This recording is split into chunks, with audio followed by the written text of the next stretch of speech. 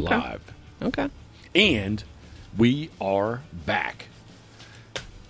I've got notes in hand, and we are sitting in the open air studio. Karen had the bright idea, which, when I say bright, I don't mean it's negatively. Mm-hmm. But the bright idea that we should try to video this, and she complained about the clutter and what are you doing, love? What are you doing? A portrait.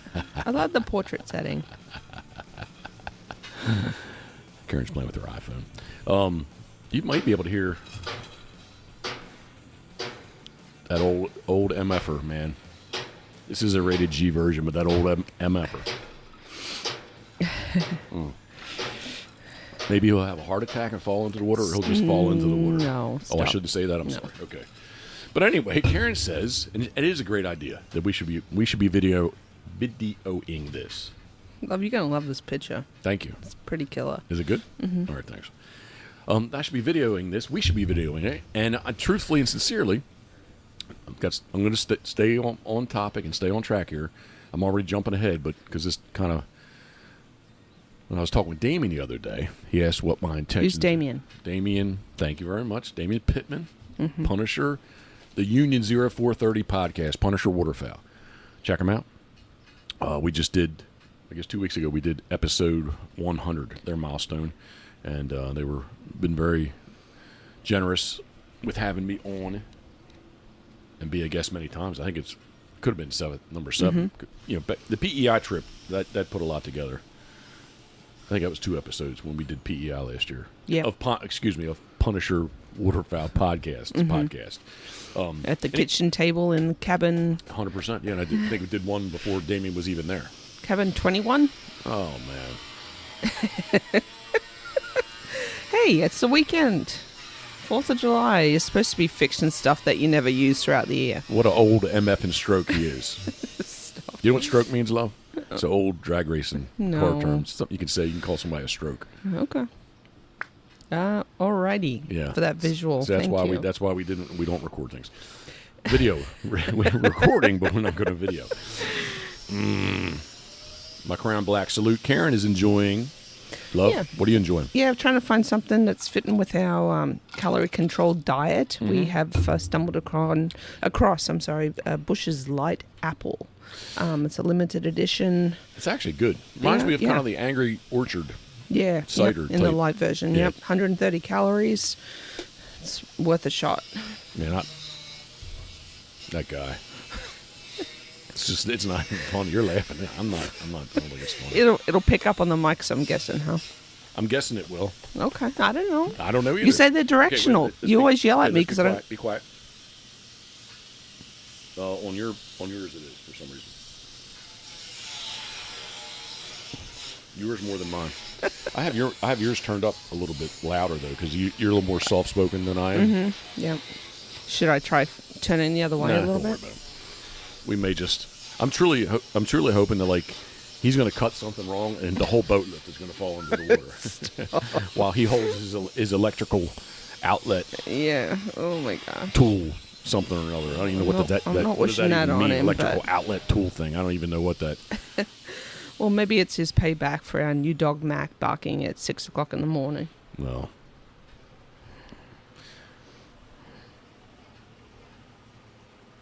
All right. Let's excuse me, there's a boat going by and the brown bikini caught my attention. I'm sorry. I couldn't tell she had anything on. She was that dark. The bikini was dark too. Okay, focus. All right, I'm going to focus. Okay, so. Oh my goodness. Speak, love. You can speak. Mm-mm.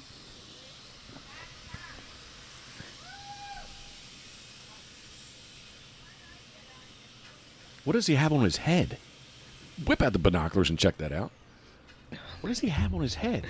Oh, he's got goggles of some sort. That's what I thought. Like welder's goggles. All right. So maybe I'm going to get this in while in between him firing that thing back up. But Damon asked me what my intentions were with the podcast, and I did a really good job. I actually have it through January through March, I did 11 podcasts. And we were kind of... Towards the end of them, they were actually getting some really, really good downloads. And then I stopped doing it. And Damien was just asking me, the podcast world is Damien's. They're very structured. They do one weekly. And I just said, man, what? They got to be able to hear that. I'm sure. All right, I'll just keep going. Yeah. It's distracting me, though. But Damien did ask what my intentions were, and I'll give a little highlight. There may be a P&P podcast coming. Little side. What's P&P? We're not sure if it stands for Punisher Pitboss Podcast or the Pitboss Punisher Podcast. So it's the P&P podcast that I think we're actually going to try to kick that off this week.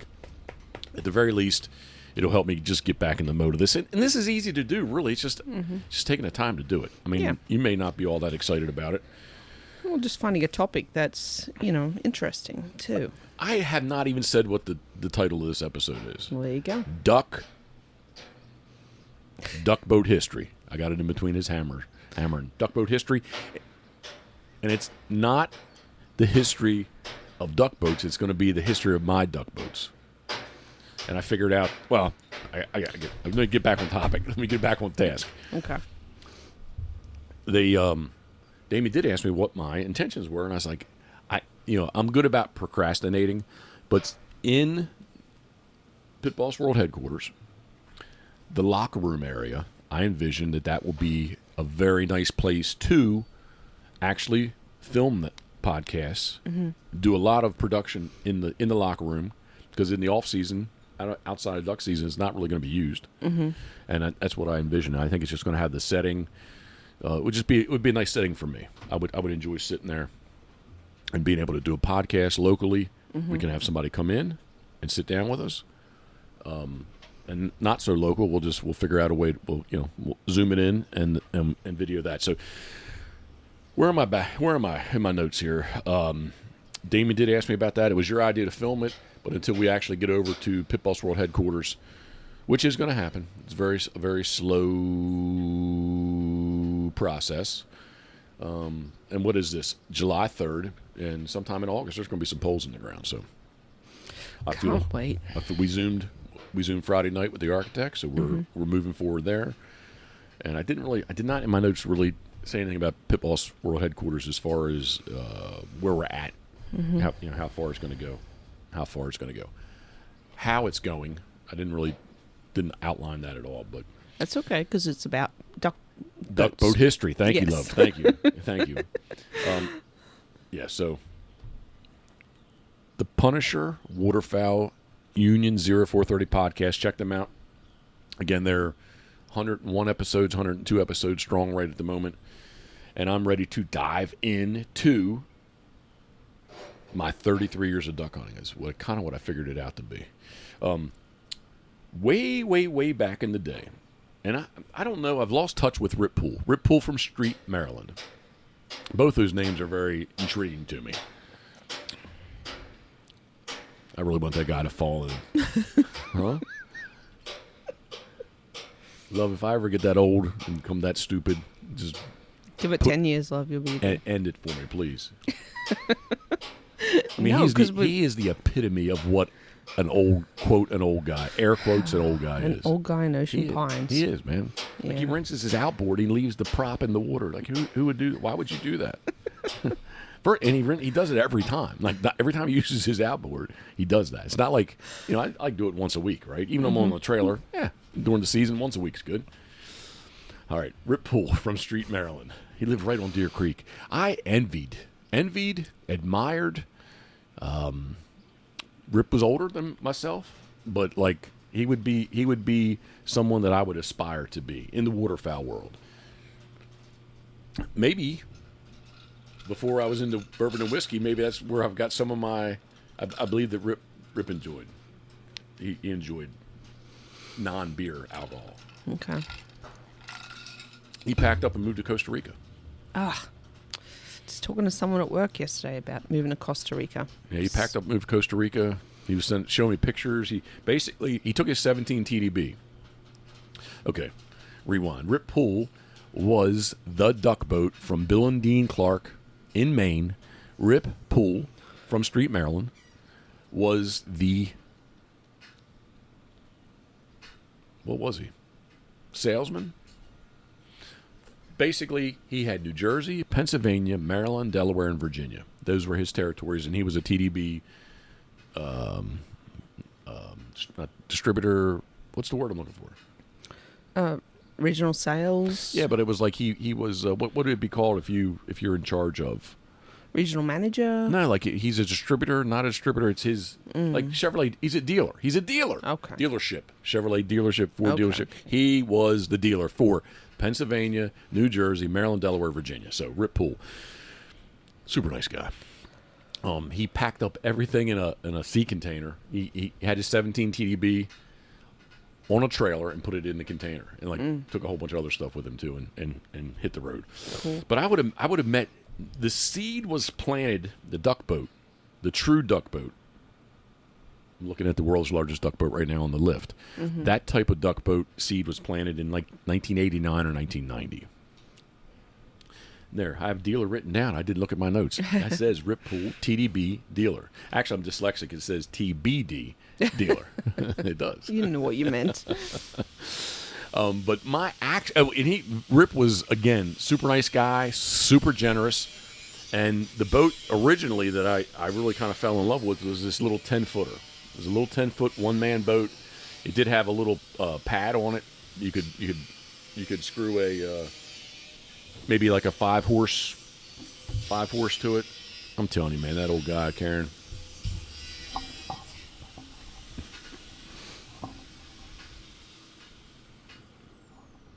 That old man. Back to Rip Poole. I can recall one time the 10-footer. I took it into. I've driven you down to Fairmont. If you remember the first impoundment, I actually used the 10-footer in the first impoundment. He had these goose silhouettes that you could put on it, like kind of sort of disappear in it a little bit, and yeah, it was a really nice boat. But my first.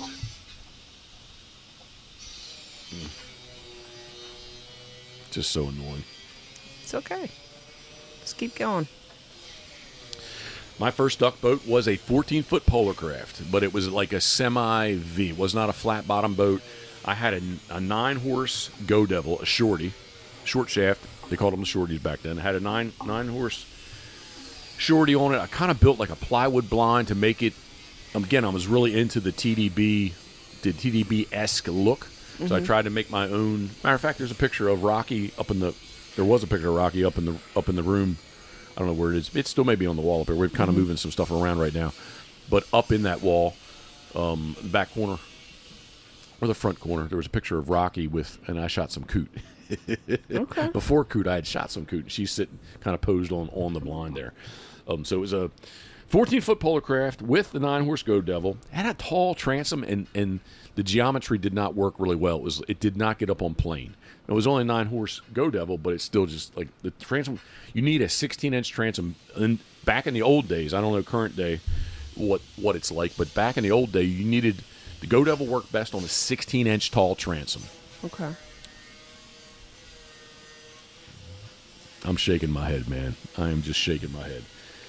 So the transom was a little bit too tall, so I found, once we were here, up on 54, and in behind North Bay Marina was a field that snow geese would be in there. Today it's all houses up in there. You know how jam-packed North Bay Marina, where is that? Yeah, so on 54, like going to Harris Teeter.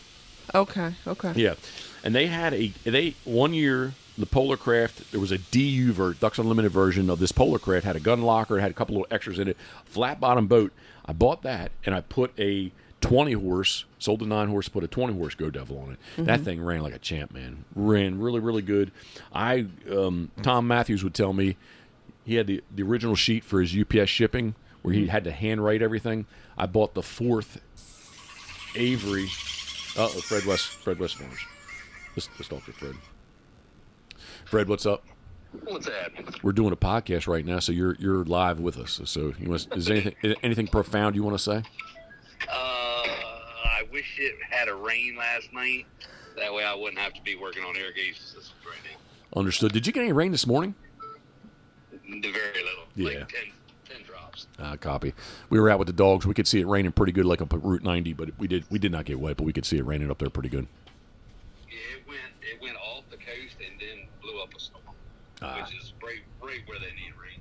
100%. And I'm sorry, everyone. We're talking about green wing teal here. Karen, you didn't interject. Sorry. No, Karen didn't interject and get me on track in time. We're talking about green wing teal decoys, and we're painting green wing teal. Outside of that, if you could make it rain, that would be. That would be amazing. I'm looking at the sky, but I thought really this morning the forecast was I thought there was going to be some rain this morning, and it just never really. Well, it did. It just wasn't on us, you know. North of us. Yep. Yeah, that's for sure. Well, Well, thanks for giving me a call. yeah, for sure. I just thought it was easier to talk than try to text. Yeah, no, definitely. All right, man. You guys enjoy. Hey, FX. Deal. FX, the old man. Is it that good? Is it good, Karen? Him? FX, the old man. Oh yeah. FX. Yes, The I series, do like the it. old man. Yeah, it's Yeah, because we're watching on Hulu. I guess that's why I. Oh, Karen says she's when I'm a big Lebowski guy. Yeah, man. I thought it was some acronym Dude, for the fella dude. across the canal. Yeah, Karen thought I was talking about the old guy across the canal, and we're watching on Hulu too, so that's what confused her. But it's the FX series, The Old Man. Yes. Now, it is, I just saw it advertised. so it is slow in the beginning. Like I'll give you the first episode slow, but it's setting it up, and then it gets good. And really, I want to go back and watch the first episode again because we're on the fourth episode. Yeah. Yeah, Yes. we're on the fourth episode. Episode at the end of 2 or 3. There's a twist in there, and I wanted to go back and watch episode number 1 so I could totally like understand. I thought maybe I didn't pay enough attention in episode number 1 to pick something up. But Oh, cool. all right, man, enjoy. Yeah, buddy. All right, be safe. Bye. See ya. Bye. All right, I'm sorry about that. That was Fred West from Fred West Farms in Frankfort, Delaware, and we were talking. I should have said we were talking about green wing teal. My mind is good enough to remember that I was talking about Tom Matthews with the Avery pop-up blind. That's what the 18-foot DU Polarcraft with the 20-horse Go Devil had on it. I just don't remember the year. So some of these dates, the early dates are not so accurate, but later on the dates are very, very accurate. So I can't remember the year, but I do remember in 1998, I had Jim Hansel down. We were over at Deal Island, late season, wanted to shoot some divers, canvasbacks and redheads. We were on Mania Bay, and there was the shoreline we were on was basically facing north. There was this light south breeze, and this is a lesson learned, much like I learned about lightning. This is a lesson learned when you see and you can see forever down there. You know, it's like you go to the end of the earth, right? You can you can see 360 degrees. You can see forever. And here comes this from like the northwest. Here comes this black line moving across from the Chesapeake Bay onto the little bay that we were on. And all of a sudden, we went from no wind to having like, I don't know, 25, 30 mile an hour winds in our face, and totally flat water to 2-foot waves. And I pulled the Polarcraft up the beach, and we were just sitting on the shoreline. But by the time I got back to the boat was full of water.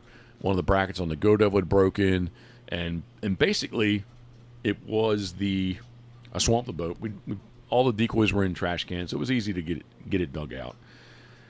But as soon as I came home, I called Rip Poole and I said, "Man," because I'd been talking to him forever. I'd seen Rip at shows. He always had a 14-foot or 17-foot TDB, the duck boat. He always had one set up on display, hanging out talking. And I wanted one, and I came home and basically I pulled the trigger and said, "Man, I want to buy this." So that's set it up. So, And were you were guiding then or not? No, not yet. This would have been in 98, so this is before I started. Basically, the TDB allowed me to guide. Okay. Because I couldn't take somebody. I mean, could I take somebody in that Polarcraft? I could, but not to go sea duck hunting. Okay. At least not safely. So I never met Bill and Dean Clark brothers, but I know Rip was really good friends with them. They had sold the duck boat company while it was in Maine. They sold it to Christian Buellner, and there was a fire. I'd made it to the shop. A little on down the story, I had been to the shop a couple times in Maine, but I basically, I guess for a while, there was an old chicken house that these boats were being made in. The molds were in this chicken house, and there was a fire, so the molds were destroyed. So basically, it gave Christian an opportunity to change from what they call the 14 Classic and the 17 Classic to the 14 C Class, and people think it's SEA. originally I was told it was the letter C for Christian. It's like his stamp of boats. But everybody thinks the C class boat is SEA because hey, you're sea duck hunting and you're you're doing that kind of stuff. I was told it was the letter C, not SEA, the word. But so Christian had bought the company. He and his wife, can't remember his wife's name. I met her though. And shortly after I had purchased the 17 C class, and the difference basically, there were a couple differences, but basically they went prior to the C class. There was lots of options. And they were like minuscule minor options, but they were options. Whether you wanted to get the non-skid. Well, the non-skid was different because of the way it was applied in the first TDBs. It would have been like an application you would do after the boat was built, not purchased. But the non-skid in the C classes was made into the mold, so you got the non-skid by default. Remember all the bumps that were in the bottom of the Banks boat? Yes. Okay, that's in the mold. Like you don't do that like after the fact. That's okay. Sure. Straight in my notes here. Sorry. You do that like that's in the mold. Right. So there was the classic TDB to the C class. That wasn't an option anymore because you're going to get it by default. So it was things like that. I don't know the true story, but Rip parted ways with TDB, and I kind of fell in the place of like, Jeff, do you like? I own a 17. Rip had he had a 14 that was a demo that basically allowed me to take the 4. I took the 14. Where I'm trying to go with this, love, is I became a salesman. I became a distributor for TDB. I became a dealer for TDB, the duck boat. And I can remember setting up at Haverty Grace twice. The year that I won Best of Show, the rig bird, or I'm sorry, the single bird Best of Show, I didn't get to see it happen because I was at the booth. Like they said, hey, Jeff, you won. I went down to the museum because this was at the middle school. The contest took place in the museum. And I wasn't even there to see my bird win. It was like a total shock to me. I thought somebody was effing with me, actually. Like, did I really win? They're like, yeah. I think Kurt came up to, dude, you won. Oh, really? Yeah, so it was pretty cool. So for a couple of years, I sold TDB. In my mind, I sold 5 boats. Things moved quickly here, and I can't remember why, but all of a sudden, Christian sold the duck boat company to the Arthur Armstrong, the poke boat company in Breel, Kentucky. Yeah. But all the molds of the TDBs went from Maine to Michigan. So they weren't Arthur Armstrong, the poke boat. I'm ahead of my notes. I'll finish my thought, and I'll come back. Arthur Armstrong, the poke boat, did not build the TDB in Kentucky. It was actually a sailboat company. Really? Yeah, they were basically, it cost them a little. In Kentucky? No, the sailboat company, it was in Michigan. Oh, okay. Arthur Armstrong, basically, I can't remember that fellow's name. I want to say his name was Tom. I can't remember. But he was big into the military contractor industry. And his poke boat was a little kayak, a duck hunting kayak that literally weighed 35 pounds. It was carbon fiber. It was one of the most craziest things. It was like, you see this, walk up to this boat that's 7-8 feet long and it weighs 30 pounds or 35 pounds. And had a motor on it? No, your paddle was a kayak. Oh, okay. But that's what that was, and that was his claim to fame. And he sold a lot of helicopter parts, carbon fiber helicopter parts to the government, military. And then he also had some little boats, like little one-man boats with motors. Arthur Armstrong was the series, the brand. And there was a Widgeon. There were duck names, Widgeon, and I can't remember them all, but they did that. But yes, the first TDBs that were built after the sale, Christian had sold to Arthur Armstrong poke boat. The boats were made in Michigan, and as I recall, I only sold one of those boats. So I went to Maine a couple times to pick the boats up, but the Michigan with the new guys, the Michigan. I only sold 117. I sold 114 C-Class and 4 17s.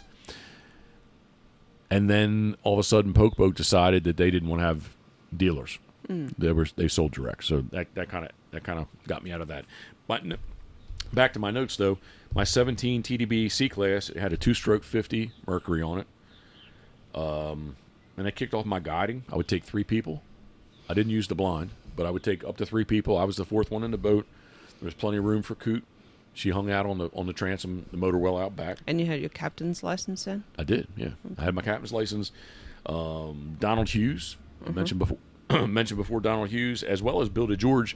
We shot a lot of teal from the TDB, in both in Maryland and Delaware.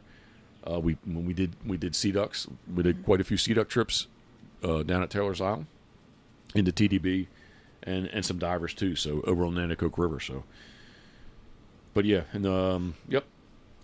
So now I'm selling TDB.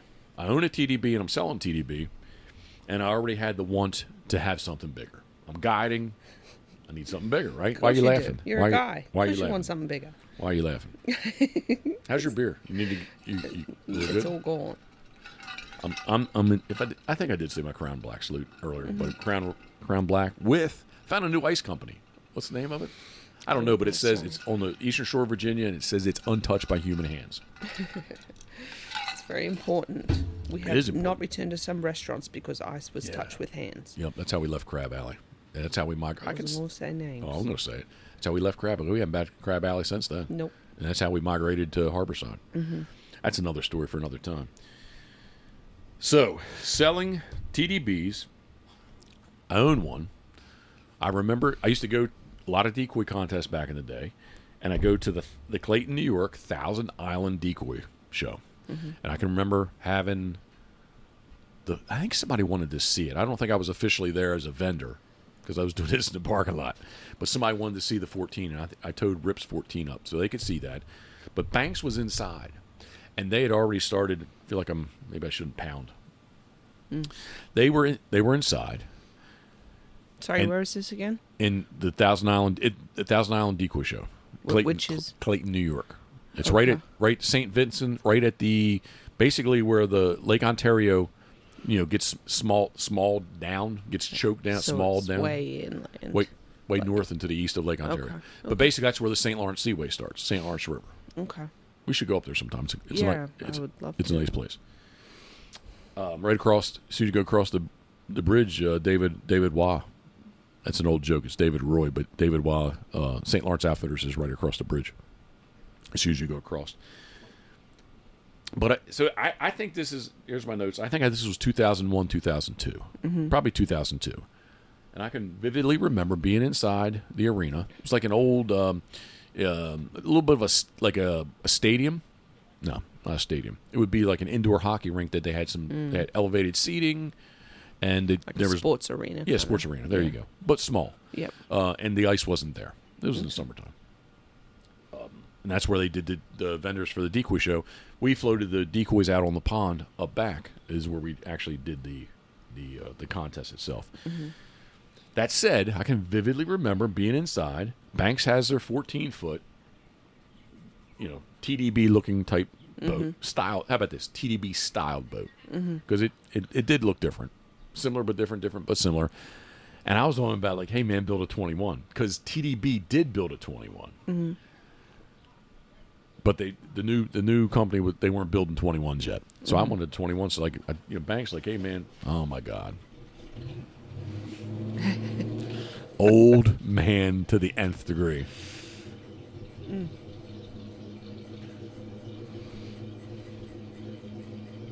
It's not pumping water out. He didn't know you wanted to do a podcast now. It's not pumping water out. Maybe it'll burn up right. We'll see it catch on fire. Stop. It's making a funny sound. Can you hear that? Yeah, it has a tick to it. I do hear this. Well, water just started coming out. Now he's going to rev it up.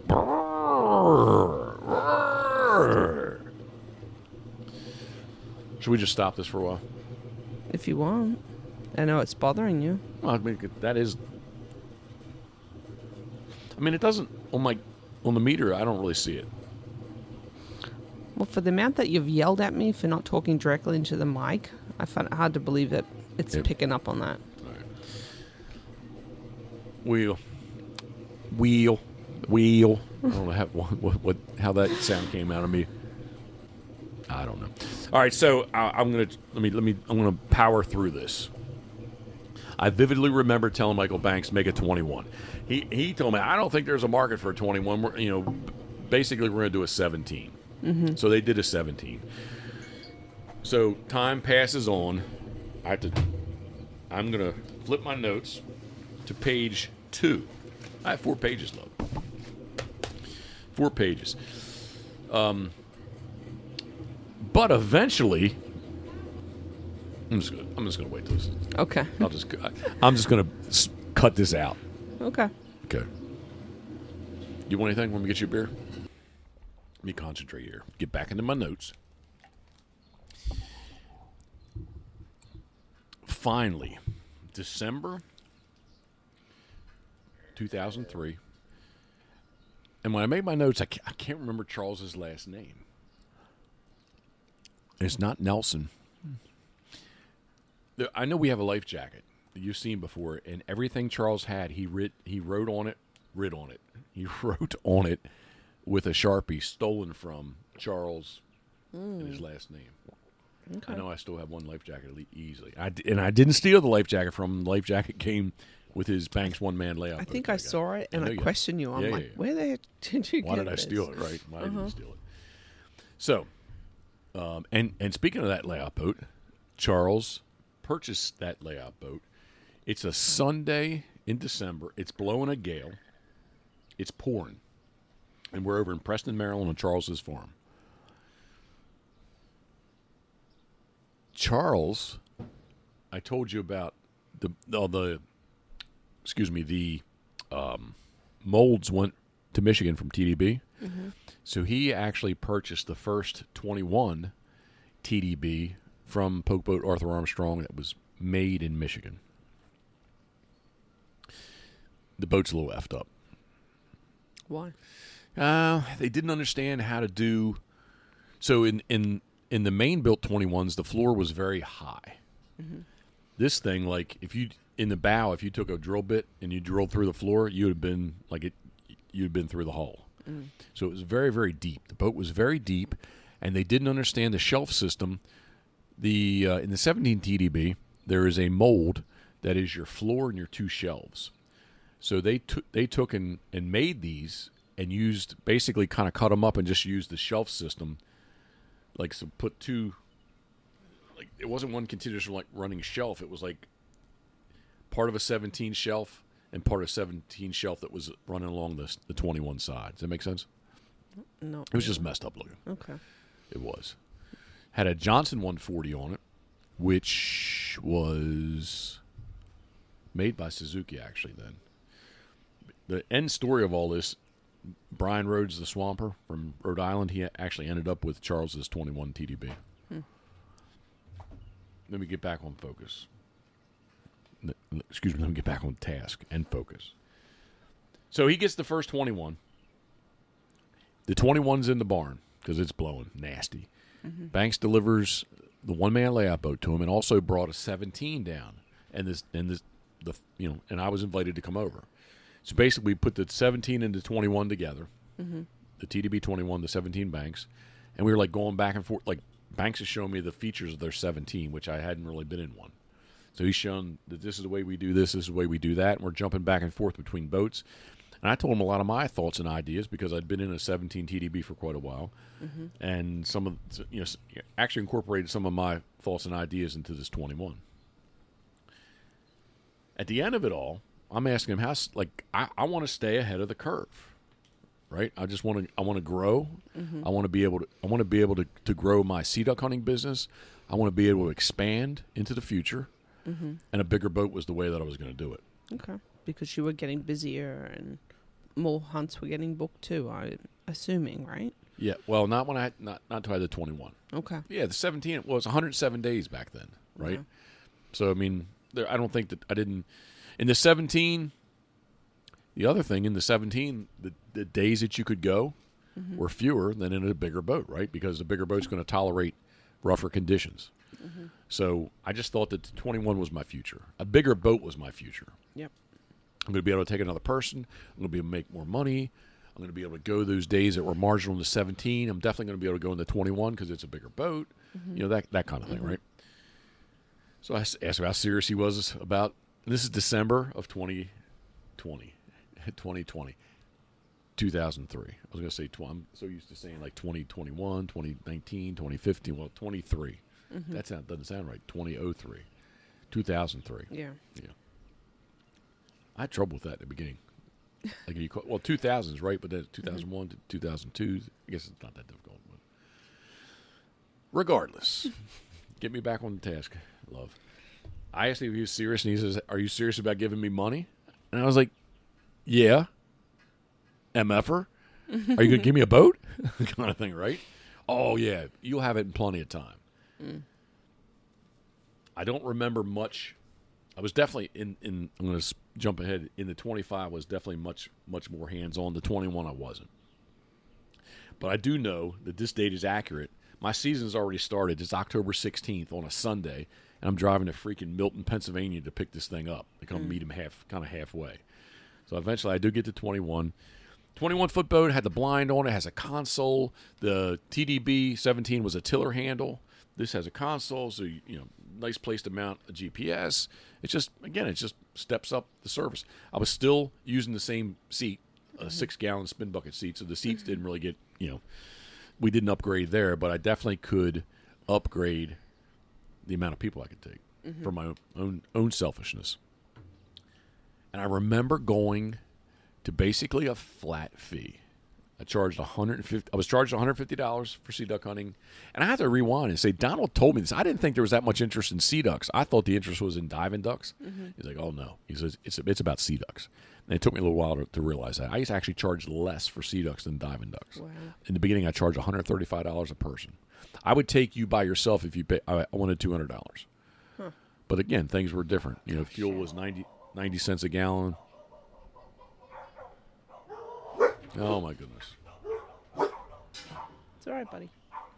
Yeah, this dog should bite his ass. All right. Back to duck boats. I was just charging in the beginning. I charged $135 for sea ducks. I charged $150 for regular ducks. But with the new boat, I went to a $150 a person, a flat fee of $600. So I'm going to charge you, whether it's 1, 2, 3, or 4. I'm charging the same cost. I was tired of not knowing. I'm doing this full time, and I was tired of not knowing 100% how much money I was making this week. So that was with the bigger boat. We're going to expand this. I didn't charge more per person, but I'm going to charge you as if you were 4 people. And honestly, I lost some business because people say, "Well, you've been taking 3 of us. It's just 3 of us come." Okay, bring a 4th. Same amount of work. It's the same amount of money to you each. You just need to bring a 4th person. Right. Oh, we don't have a 4th person, so I did lose some people, but the positive was the positive far outweighed the negative. I did lose a few people, but I gained a lot.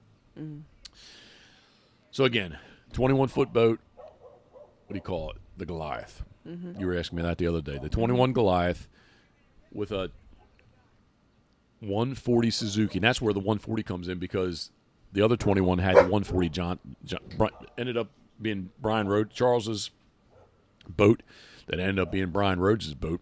It had 140 Suzuki, and they were when Brian bought his boat, he and Swamper Jen came down. They hung out the night before. We went down, got the boat, and we brought it back. We backed them both side by side, and we took the cowls off. I mean, the motors, different colors. The motors were identical.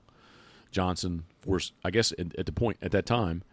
Remember yesterday when a boat went by here, and I said, "Man, it was a Honda 115." I said, "That's what started all this, all the 4-stroke stuff." Yep. Well, Johnson wasn't making a 4-stroke engine; they were basically just taking a Suzuki at the time and just painting it white and putting their decals on it. But it was a Suzuki. So, but yes, drove up to Milton, Pennsylvania, picked that boat up, cussing them because man, it was 10 months. They're just always super slow, always. So. The boat does work well. Now we're getting to January 2010. I need to stay ahead of the curve, man. There's people that are just fun hunting. Now there's 6 Banks 21s in Maryland. They're not guiding, they're just fun hunting. I need to separate myself. I need to get, I need to separate from other people. How do I do this? I need a bigger boat. I wrote down about BB&T. I can remember leaving the bank, and I don't know if I called him or he called me back, but I can remember talking to him after I left BB&T that day, and again just saying, "Are you going to build a bigger boat?"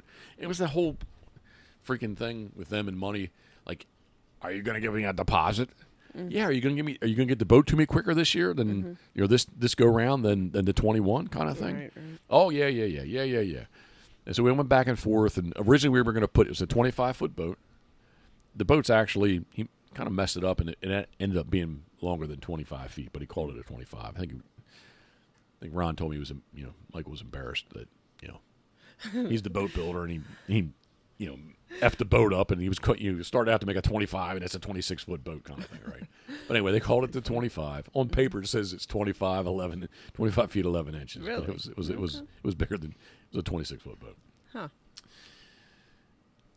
I was going to go with a 175, and I know Ron got a little concerned about loading up with. So now it's a 25-foot boat. Maybe I'm going to put 6 people in it, gear, whatever. So we were going to go with a 170. And again, at this point, I'm about money. Like, how much is this thing really going to cost me, right? Yeah. So, could we get away with a 175? It was a 175, and the Suzuki was a 4-cylinder. When you made the jump to the 200, you went to the V6, and there was a big money jump there. But the 200, the 225, the 250 were all the same motor, just electronics and cam differently, I believe. Is definitely electronics. Computer was different, and I think cam different a little bit too, to get 50 more horsepower from the same 200 block. So we ended up going with once I got to the 200, like again, Ron was like, you really need to. I'd feel better if you do a 200. I'm like, well, hell, man, the money is. I'm going with a 250. So we put a 250 on it. Again, it's got a jack plate on it. It's got hydraulic steering on it. And I had that on the 21 also. I forgot about that. I did have the hydraulic steering. I did have a jack plate on it. But basically, the 25 was just a bigger boat. Same setup, same blind. Just it's the same as the 21, just wider and longer. Oh man, I did not write this name down. Marty Whalen. There we go. Thank you, from Ohio. I remembered. Marty came out and hunted one time with me in the 21. And he brought these really nice chairs. So when I went to the 25, I wasn't wanting to take more than 4 people. Again, I was wanting to stay ahead of the curve and offer a better service. And his chairs were big. In the 21, they were too tight. They made them work, but it was tight. But in the 25, they were perfect. So that's why I had 4 seats. Okay. I did have the 5th seat if somebody had an extra person occasionally, but I really just wanted to take 4 people. I didn't want to take 6 people, 5 or 6 people. I wanted to take 4, but I just wanted to take them more comfortably, offer a better service. And that's what in the 25 is when I introduced the stove. So plenty of room. Again, I just want to step this thing up and stay ahead of the curve and just grow. Thoughts, comments, questions? No, is that what were those chairs called? The big man. The big man chairs. You can't get them anymore today. That's what I was thinking. That's where that came from, because you wanted everyone to be man, comfortable. And what did people used to sit in prior to that? In the 17 and the 21, it was a 6-gallon bucket, which was taller, but just that kind of. It's the thing I still sit on today. Okay. Just not that spinning kind of just padded. a spin seat. Yeah. Yeah. I did some square bucket seats that had like a little flip up back on them. Can I go get my 22? Dogs no. That's all I'm saying. Dogs no. How about that old man? Those dogs have been in his house. I hope they peed and pooped all over the place. I really do. They don't like him. Because he's not a likable person, love. Come on. That's what I'm saying. Dogs no. All right. Seats. So, yeah, I wasn't really wanting to not wanting to take more people. I just wanted to take the same 4 people more comfortably. Rewind. I need to give a shout out to Fred Zink. He came to film with me one Easton Waterfowl Festival with Scott and Kurt, and I believe it was Field.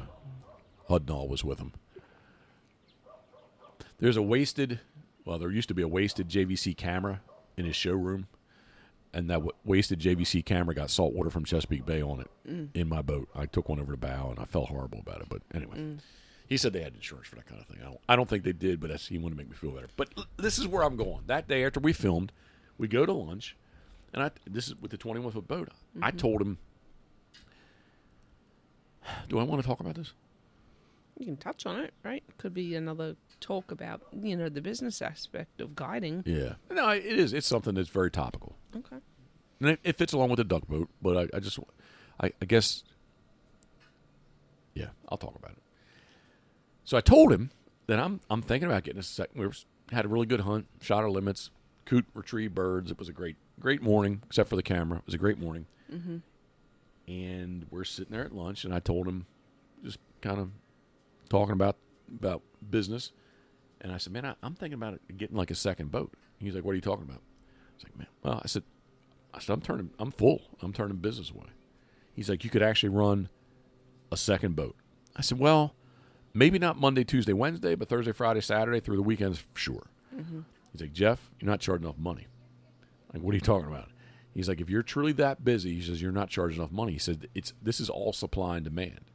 I was making $600 for the boat, right? Mm-hmm. He said, what would be a crazy amount of money to charge? Like, what would be your goal? Mm-hmm. Man, $1,000 a morning.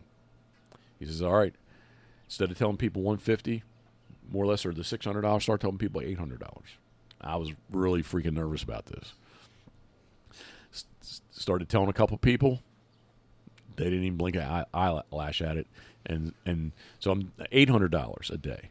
Then I started, basically I went from 800 to 1,000. Mm-hmm. Just made the jump. And like towards the end of the season when I was full, I started telling people $1,000. Now some people, I can hear them go, I can hear them hang up. They don't they don't literally hang up, but like that's crazy, like, right? But the majority of the people, yeah, man, that's good. That's good. Mm-hmm. Brian Rhodes told me when I was at $1,200, mm-hmm. Brian Rhodes had some guys hunt with me, and they want to go shoot eider, so I sent them with Brian, and I think Brian was like struggling, like trying to get he was kind of in that like charging per person, or I don't think he was doing the flat fee, but these guys said, hey, do you charge like Jeff? And like, what do you mean? He's like, well, he's the flat fee of $1,200. And Brian's like, yep, that's how I do it. Brian called me. He's like, hey, man. He's like, thanks for helping me raise my rate. Hey. So well, that's just kind of the specialty service. Yeah. So Fred Zink, when we're on PEI and I'm sitting with Paulie, we always text Fred. And I have to thank Fred Zink for that because that was his business advice to me, and it would have been in that. Well, I had a 21. I would say it was before D3 TV, so I would say it was like 2004 or 5. Mm-hmm. He told me this. So, Fred Zink, thank you very much. Where am I at in this, love? Oh, so yeah, about on the phone from BBT Bank, mm-hmm. and banks, are you serious about doing this? This is January 2010. When do you think I got my boat? January 2010. Was it March? So my season's just ending. When do you think the new season starts? The new season starts in October. When do you think I get the boat? Oh, well, October. No, it wasn't. Before I'm going to get there, though, I'm going to say this. So this next build that we did, first off, Banks becomes, I mentioned D3 TV. Banks becomes, basically they were the title sponsor for Taking a Break. When we do Taking a Break. Mm-hmm. I would say break time. Oh, okay. This is Taking a Break sponsored, brought to you by Banks Boats, blah, blah, blah. Mm-hmm. We did a picture, just did a big, and this picture is still on Facebook, my personal account today. Man, it must be like 300 of them. I was very interactive with this boat, and how they make the plug, how they make the mold, all the parts and pieces. I was to Port Rowan a lot during this period. I got my own 250 and took up to them, and many trips. Again, they sponsored D3 TV. Taking a break. The boat got built, but I did not receive said 25 Titan until December 10th. Oh gosh. Of what year was that? I'm looking of 2010. Yeah, mm-hmm. Yeah. So I mean, I think, because it was so late in the year, I believe that it was like they considered it to be a 2011, actually. Oh, wow. But it was a long process. I wasn't really happy about it. Luckily, the fellas, and I told Michael that how this was going to work. I said I need to sell the 21 to do the 25. Oh, don't worry about it. Don't worry about it. Like however long it takes you to get paid, or to pay me, that's fine. Well, guess what? Mm-hmm. Guess what? When I got the boat, what did he want? Yeah. Yeah, his poor salesmanship. That brings up another topic, love, which would be a great story for another time, or when I've drank more Crown Royal Black. Never a because good idea. it's been, and you might know this better, what year it is. But I have not talked to Michael Banks since 2016 or 2017. 13. So, and I'll tell you this because I talked to you the whole last part of the trip. Thank you. I thought it might have been like 15. Yeah. Well, maybe it was 15. Excuse me. I took Booger on a road trip. I had to drive all the way to Buffalo. And, that was... Moved to here at 15. Yeah, 14 or 15. Yeah, he laughed at me a little bit in the parking lot of Cabela's. And that's the last time I ever talked to him. Yep. So that might be another good story. And the other thing, another note I have is like I've not talked to him, so I cannot say. But people in the know tell me that Banks Boats is closed. That there is no such thing as Banks Boats anymore. That I don't know. I think the webpage is still there. But I don't think they're producing boats or they're keeping it going so to find somebody to sell the business to. Buy it. You don't have to look. That's all right. All right, that was page 2. I'm on to page 3. Steve Hoover. All right, so we need some back. You were very happy with the Banks boat, though. The Banks boat served me very well. 100% it did. It was a nice boat. Yes, we did a lot. We flounder fished out of it a lot. Yeah, it was. You shot your first sea ducks out of it. I did. The blind was such that I shot quite a few brant from it. Still in those three when it was the 2 and 3 bird, 3 and 2 bird seasons. Then when it was 1 bird, I didn't brant hunt that much more out of it. But no, it did well. Mm-hmm. Yeah, it was very dog friendly. The dogs were in and out of it very easily. We filmed a lot. Again, D3 TV. We filmed ducks, dogs, and decoys TV. We filmed a lot out of it. Mm-hmm. The 25 went to New Brunswick. The 25 went to Rhode Island.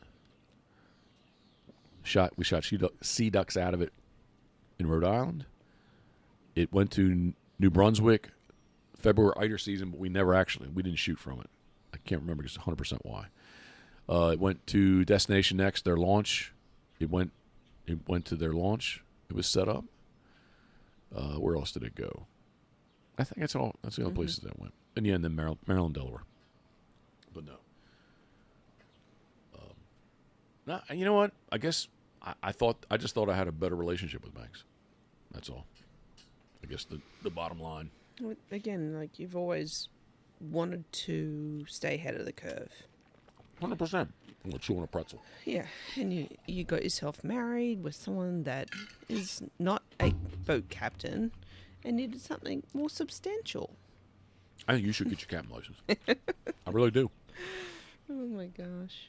I don't know why you're like blowing it off. I'm going to become a chicken manager. Well, you become a citizen, number 1. Number 2, I think you should become you should get your captain license. I'm going to become the Airbnb guest services person. Love, get just a little closer. Pull that mic out there. Yeah, the Airbnbs, hopefully, all right, at Pitboss World Headquarters. 100%. Back to Steve Hoover. I've known Steve Hoover easily since 2001. Steve Hoover actually made fiberglass duck boats. Duck Wrangler was the name of the boat. Steve, you can correct me if I'm wrong, but that's to my mind. And more specifically here, I'm not even going to comment on what I'm looking at. Some kind of little blow up kayak going by, and I'm not even. Dude is like laying down. I don't even know what's going on there. Anyway, Scotty Barnby, he was selling for a while. This is when I was selling TDB. So it's kind of. I won't say we didn't like bump heads, anything like that. But at the same time, like we were we were in a lot of the same places together. So I've known Steve forever. There was this whole Hoover Banks kind of a friendly rivalry. Say that word for me. Rivalry. Say it again. Rivalry. Say it again. Come on. I'm going to say it wrong. Rivalry.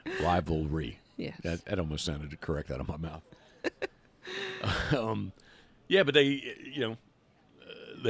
had that kind of banter back and forth because they were doing the same thing, kind of looking for that same duck boat dollar. Mm-hmm. That's my words, not theirs, but that's what I saw it as. And Steve was always asking me for me to consider and eventually when he went from fiberglass to aluminum and he changed the name to Duckwater, he wanted me to like consider it. And I saw him in a lot of places, and I can remember specifically being at the ODCCA, Ohio Decoy Carvers and Collectors Association, at the Westlake, Ohio Holiday Inn. And like Steve told me, he's like, one day you will be in my boat. And I'm like, yeah, I don't think so. Steve's number's been in my phone forever. He call, text me, happy birthday, just kind of shoot the shit, just touch base. And actually, somehow or another, and I can't, I know that it happened, but I guess I can't remember what Banks' reaction was. And I'm sure that Steve did this just as like a dig at Banks, but actually Duckwater Boats was a sponsor of D3 TV also at the same time. He was just not a title sponsor. I can't remember the level of sponsors we had, but basically they were just a sponsor of the show, not like they didn't sponsor a segment like Banks did, like Banks sponsored Taking a Break. All that said, and me wanting to stay ahead of the curve, because now I'm old, right?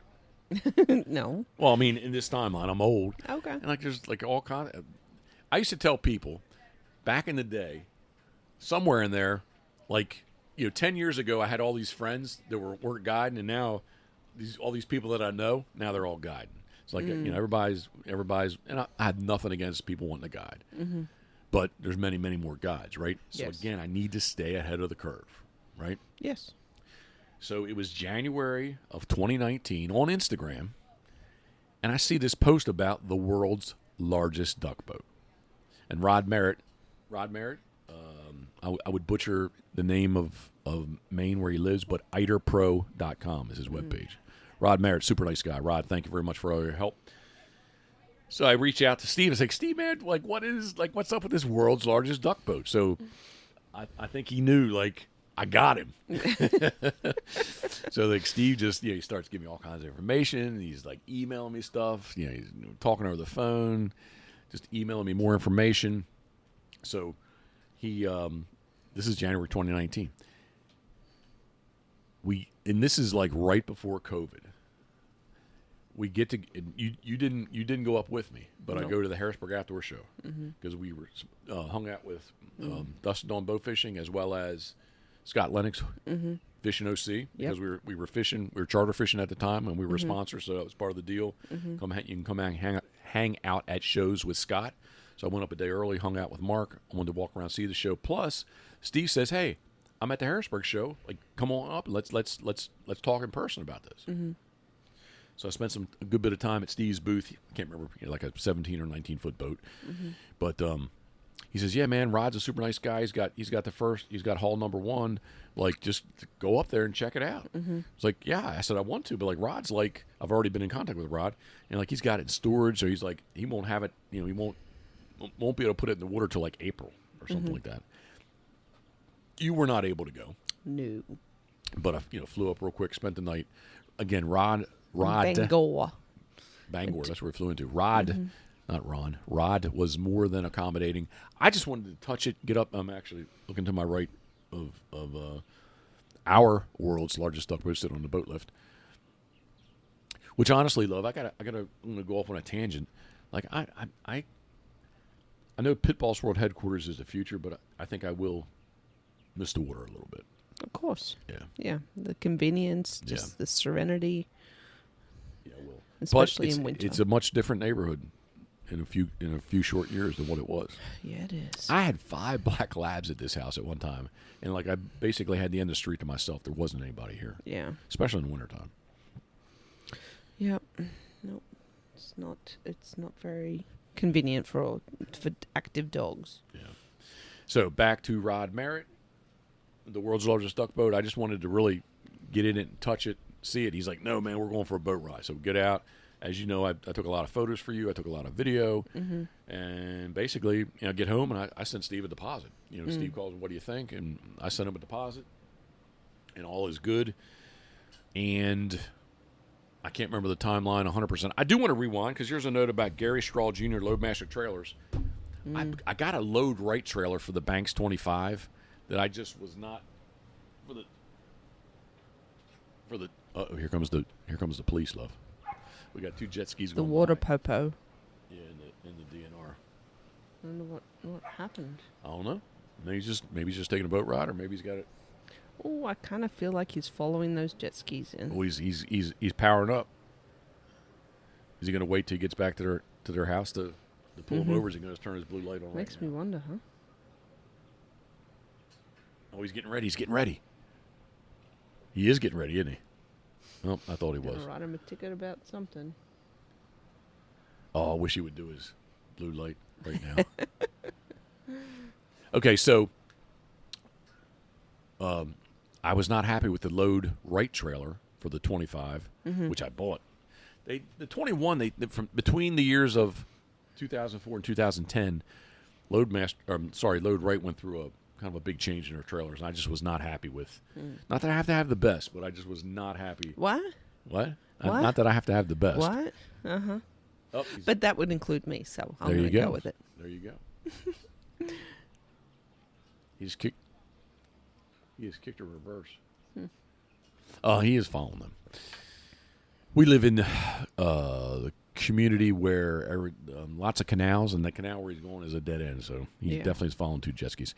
All right, so Gary Strahl Jr. makes a great product. Loadmaster Trailers in Port Clinton, Ohio, which happens to be where Zinc Calls is from, right on Lake Erie. Yes, Lake Erie. Had to think a second. And we did put a Loadmaster underneath of the world's largest duck boat. So I had Gary Strahl's name down there. But yeah, did a deposit, and I can't remember when. I think we went to PEI Canada and came home, and then I drove out to pick the boat up. I think went and got the trailer first. Loadmaster and Duckwater both in Ohio. Spent the night. Spent a night there and came home and kicked it right in gear. Cause it was like about a week before the season. Went out the week before, got the boat, came back. What is the world's largest duck boat? It is I'm looking at it right now. It's a 32-foot aluminum beast that I can easily take. The big band chairs, I can put 6 of them in there. Yeah, I can put more comfortably. in there. I can put more in there, actually. But it's just big. The entire, now, the Banks 25 would not physically fit in there, but the length of the cockpit is the entire length of the Banks boat. Yes. So it's... Yeah, when you pulled up coming back. Yeah. I have to admit, man, when I left Steve's, I was like, holy moly, going down, there's a big thing behind me. And do you remember that picture? I stopped off at the lake with the leaves. The man, trees, I still love that picture today. Yeah, it's pretty awesome. Yeah. Well, you had to stand about 100 yards away from Just to fit it all in. It makes the Pitboss F350 8-foot bed crew cab, makes it look small. Yeah. It really does. To this day, sometimes I forget, I'll in the morning while I walk out, holy moly, that boat is big. But yes, 32 feet long. We do have a jack plate on. It's got hydraulic steering on it. It's got a 350 Suzuki with the Dua prop. It's got the 2 props kind of rotate together, which is super, super nice. And it's the future. I did not have. You can please speak. I didn't have any trouble selling you on this idea, did I? You didn't have any trouble selling what? I'm sorry, I didn't catch that last bit. You're my partner in crime. You're my best friend. And when I came up with this idea, did I have to sell you hard on this idea? No, because I think I have an understanding of the business and the marketing aspect of what you do, and just providing the best that we can afford, to people. Well, I am older. Part of it, I remember one of your comebacks to me was, I am older. How much longer I'm going to be doing this, and at the very least, I've got a brand new motor to take me to the end. Brand new boat, brand new motor. Right. Yep. New GPS. Yeah. Which I need to find. I can't find that damn thing right now. Seriously, I thought it was in the garage. And we're moving a lot of stuff around right now. So. Yeah. We didn't. The garage door was broken for a couple months. Maybe it did walk away. But I never had. I know I have. It's in there somewhere where it's put away and protected. It's safe. Yeah. We just don't know where. Yeah, I just don't know where. But yeah, go ahead. I'm sorry. Go. Yeah, no, it's just nice to have a new piece of equipment that we can rely on, for the next 10, 15, hopefully even longer years. Yeah. And we can do some fishing in between. Well, we caught Flint. Sadly, we did not get to Watch Spring, Virginia this year. Just our schedules and whatnot. Life. But last year, we past 2 years we caught flounder out of it. Down there. Yep, it's good for the dogs. We did make the attempt to try to get out to Massey's to try to catch a tuna. We wanted to catch a tuna from it. We just That day, I won't forget that day. I just oh don't my like getting. gosh. I couldn't drive 30 miles just getting constantly. He was getting drenched, and we were getting pounded. And at the house, there was no wind at all. No, it was seemed like just- the perfect day, Yeah. but Anyway. one day. Yes. So to rewind, my duck boat history. Rip Pool, the TDB dealer way back in the day from Street, Maryland. Harford County, right. Deer Creek flowed right ran through his property, his farm. So Rip Pool's been a very big part of it with TDB, and actually having me selling TDBs for a couple years. But the 14-foot polar craft with the 9-horse shorty, Go Devil. Then the transom was too tall in that boat. It was a deep-sided 14-foot boat. It's actually, I guess maybe it was not, its relativity was messed up. Its numbers, its measurements. Then going to the 18-foot with the 20-horse Go Devil, that was actually a really nice boat. Except when I was trying to, I was someplace maybe. Well, it's not someplace I shouldn't have been, but I just didn't react quick enough. Just like lightning, I had a bad lightning story in the 17 TDB one time, and I reacted slowly. So anyway, lesson learned there. 17 TDB, sold some TDBs for a while. Then we go to the 21 banks. We go to the 25 banks. And then we go to the world's largest duck boat, the 32 Duckwater. So, If yes. if you built a bigger boat, would you, in 10 years, would you, for duck hunting, for sea duck hunting, would you consider a bigger boat? I mean, because that was one of our concerns too, is the bigger boat going to scare the birds? Excuse me. It's good you bring that up because with sea duck hunting, I never use a blind. Once you get north of Long Island, it's rocky. There's islands, it's cliffs, lots of elevation change. It's not here, man. Peerless Road is 20 feet above sea level or something. It's a flat, sandy area, right? Flat, sandy geography. Moving from the 17, man, the birds decoyed beautifully. I was concerned. Going to a bigger boat, how's this going to work? The 21 wasn't a problem. The 25, I was definitely worried about jumping to the 25. That's when I went to the Scoterzillas. Good segue, because I didn't write Scoterzillas down. What is Scoterzillas? Okay, well, I had to rewind, and actually, the Scoterzillas were a joke. 100, yes, initially, and that's why 100% I a was joke. shocked that you actually made them. Yeah, 100% joke. But I'm going to rewind and say, in the Banks 25, that's when I did I had 4 lines. I went out basically with 48 birds. 4 lines of 12. That was the hollow cedar birds. There was some cork in there too, but it basically was that whole cedar rig. So, I think it was, if I had to pick a date, it was 2002 at the Havre de Grace Decoy Show. On Sunday, we did the rig contest. And when it was sea ducks, I did the joke of, these things were big. Like 24 inches, 26 inches long. They varied a little bit. They were 6-inch cork. Some of them had bottom boards on them. They were even taller. What you looking at? Mr. Squirrel. Oh, squirrel's eating corn. And in the 21, I had thought about using them in the 21, but I just never did because the 21 the boat wasn't that big. So here comes, I guess, in between a couple years of the 25 with the hollow cedar rig. It's like, man, I should take the Scoterzillas out there and see if they really work. I went out there with 3 lines of 6 birds, 18 birds. Had all the Scoters. I mean, they're huge. They show up a mile away. But I had no trouble getting birds to decoy.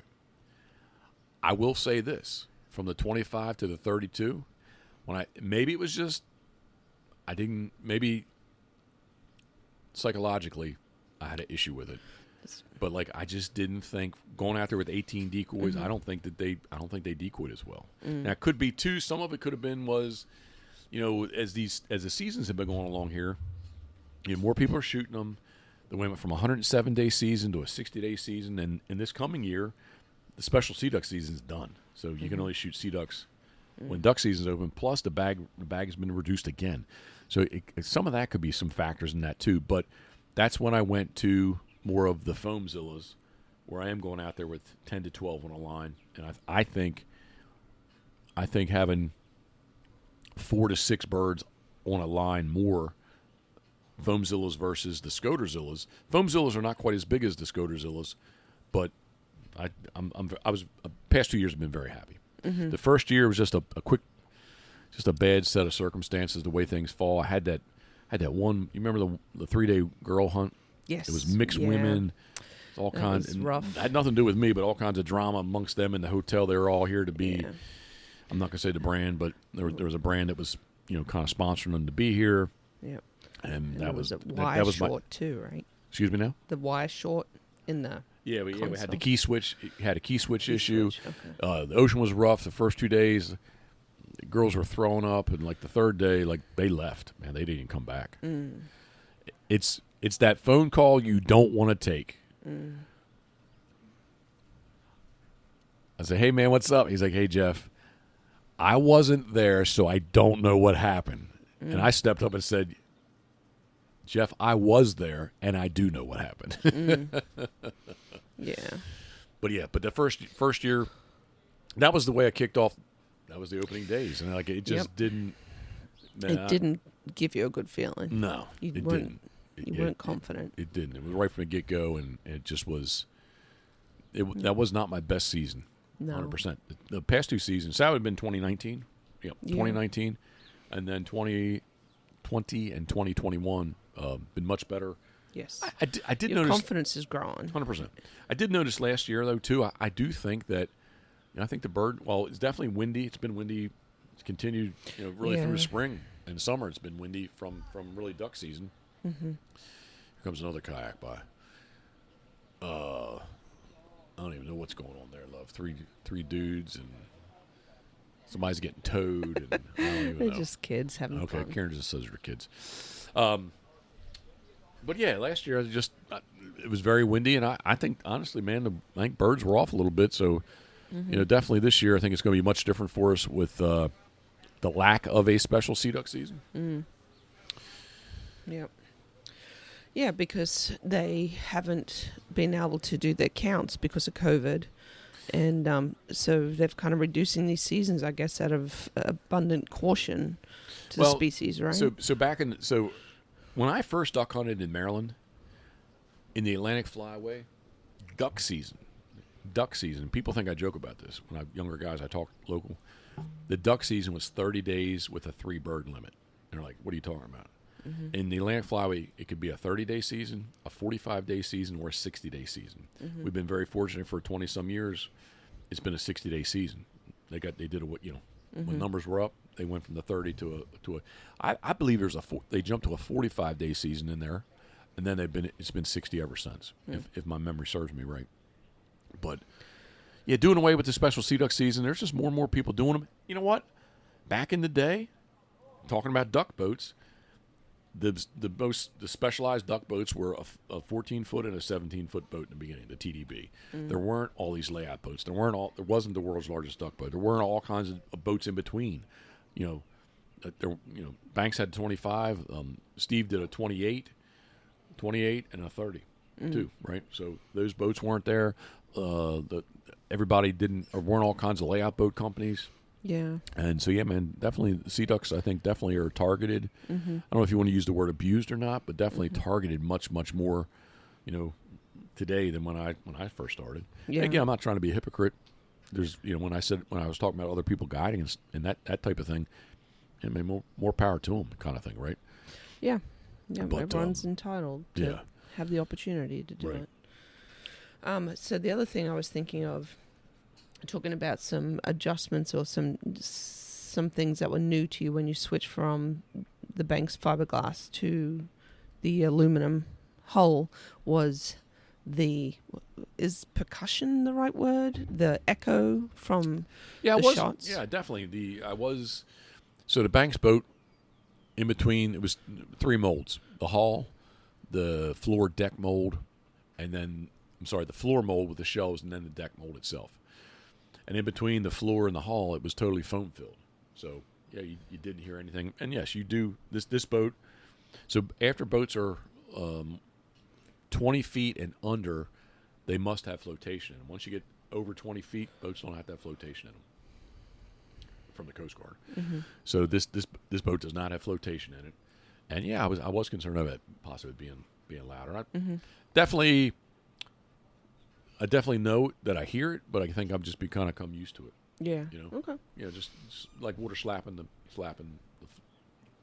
hull. Is that what you're referring to? No, when you shoot. Yeah. You do get more of that. Yes, I'm sorry. You do get more of that, like the Louisiana levied steel pits. Yeah. Okay.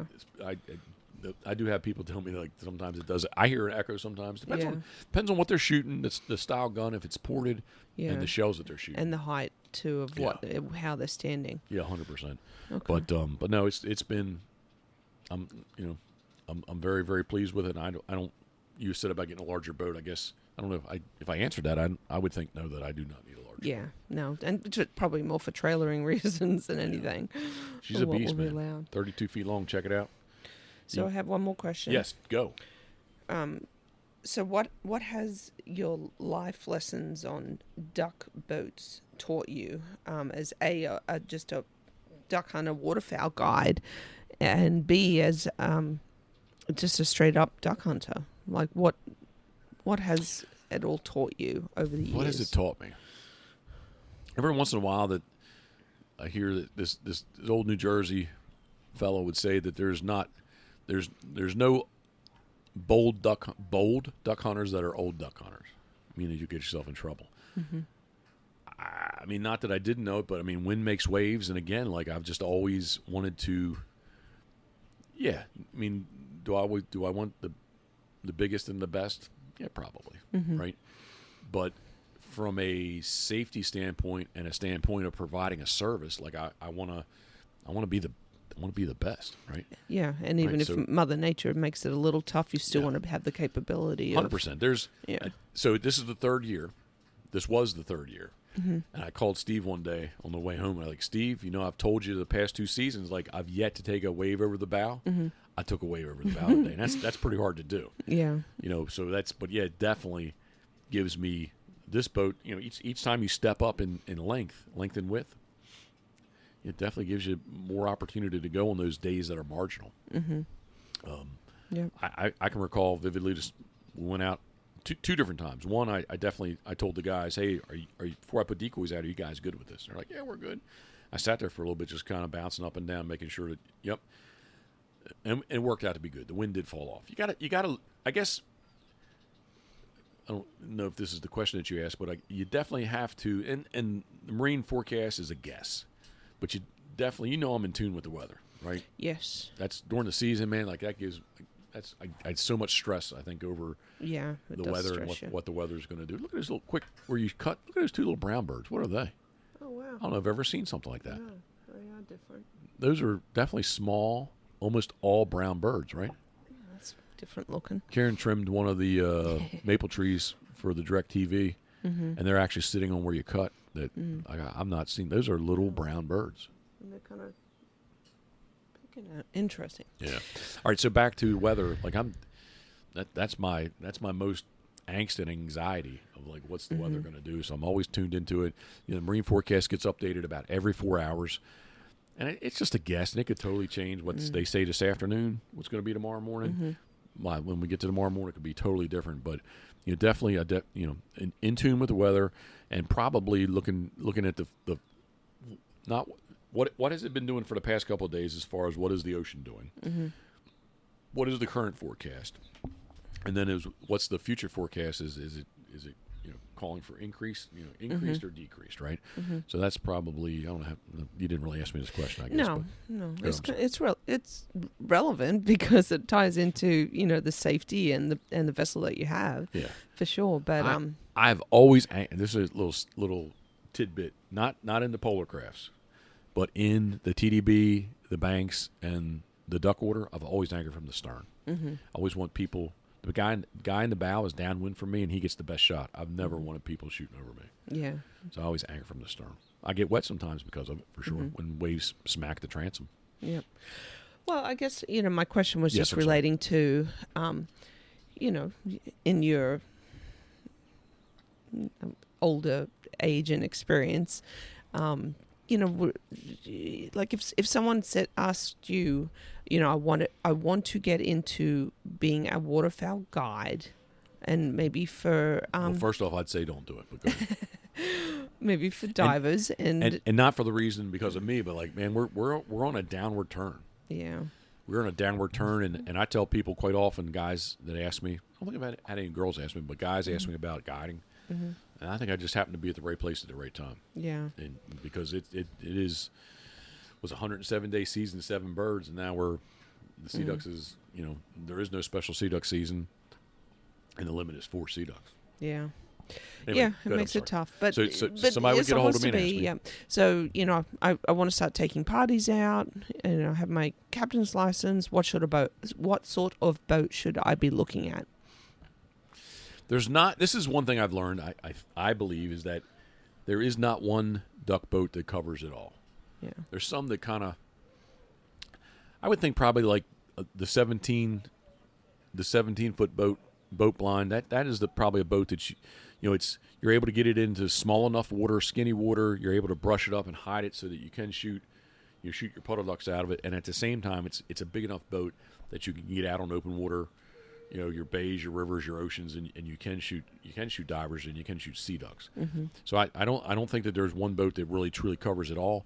But I would think that probably a boat in like the 17-foot range, 17 to 20 feet. 20 might be pushing a little bit to really grass and hide the thing up in smaller pieces of water. So I had if there's what's one length of a boat that I think you can kind of do it all from, I would think that 17-foot boat. Okay. Does that make sense? Yep. Yeah. Yep. But what about you personally then? Like, what has it taught you? Like, if you wanted, I guess, if you think about money and all that you've spent over the years, like if you could have bypassed any one stage in the process of all the boats that you've bought, what would you have done? Just gone from the 21 straight up to the world's largest? The 17 right to that. Really? Yeah, would have bypassed the 21 and the 25. But the problem was, those boats weren't available necessarily. Steve did, when I had the 25, Steve did make a 28. Yeah. So yeah, that was 3 feet bigger, but at the same time, I wasn't ready to make the switch to aluminum. So, but no, truthfully, I would the 17 to go basically right to that. But I mean, on the flip side, I did learn a lot operating the 21 and the 25 also. I don't know. So maybe like each season, there's some baby steps of just more experience, learning more, learning more, and learning more. Yeah. So maybe maybe not that in those years I would have learned it in the 32 also. But I can tell you this: I would have been in the ocean a lot sooner. Okay. I can remember Donald and I talking about like wanting to go in the ocean, and he died. He passed away in 2004.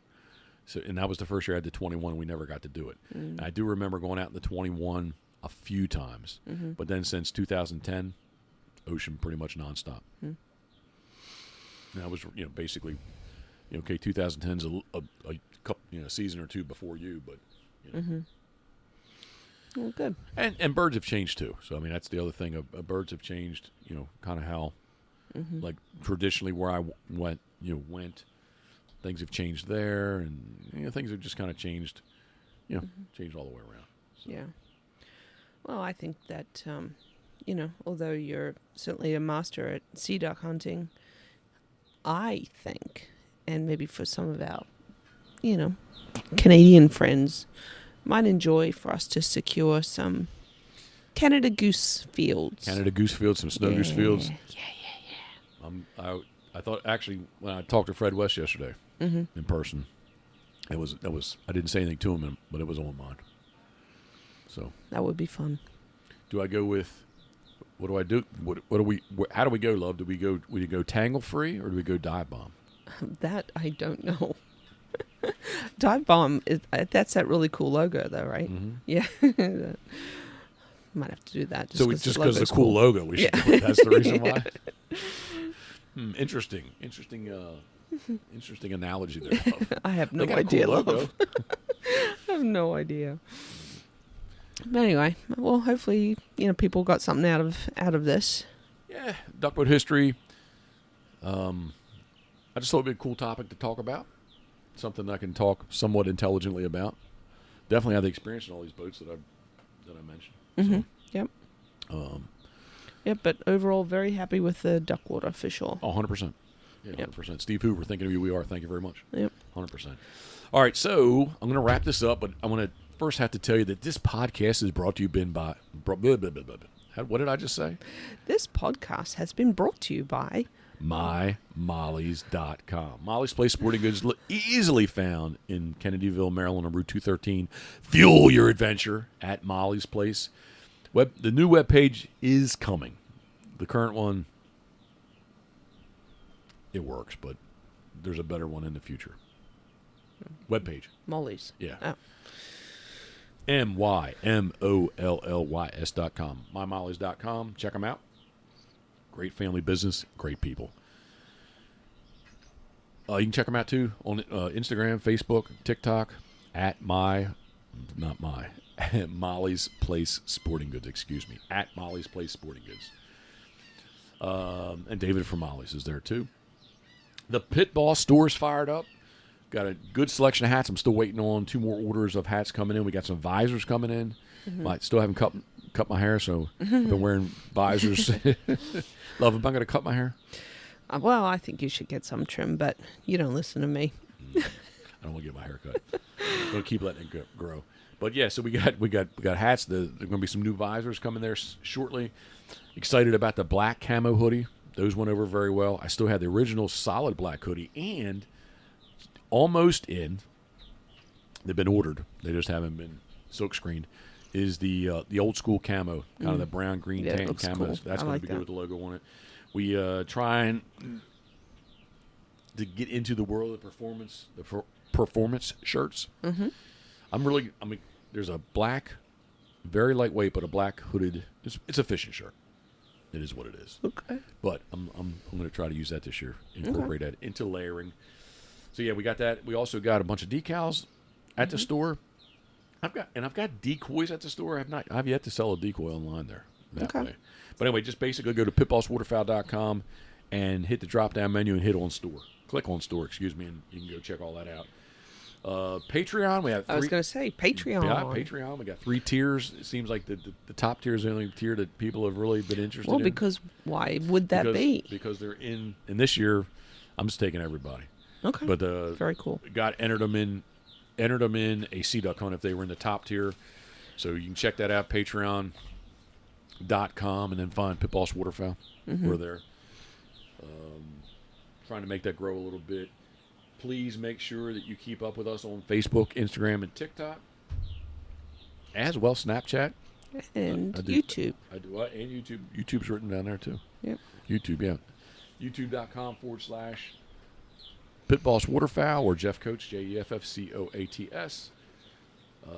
Please interact with us. If we can answer some questions, if you have a better idea of something you would find entertaining, I've thought about in the realm of, I'm not really telling a story, but thinking back in history, I'd really like to talk about the October trip that started in northern New York, went to Ontario, went to Manitoba, and went to Saskatchewan.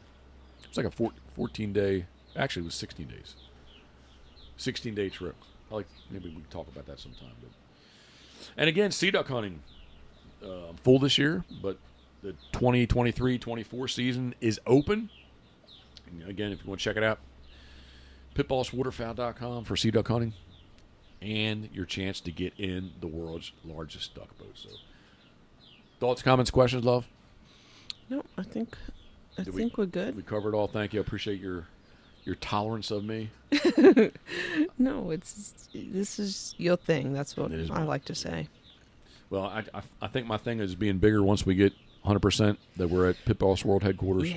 Like I said, you have that locker room set up to make it a nice podcast area. Yep. Maybe, hopefully, going to be doing some decoy carving classes there, which is one of the reasons why we're building the place. Yep. If the pond gets done, we're gonna have a decoy contest. Mm-hmm.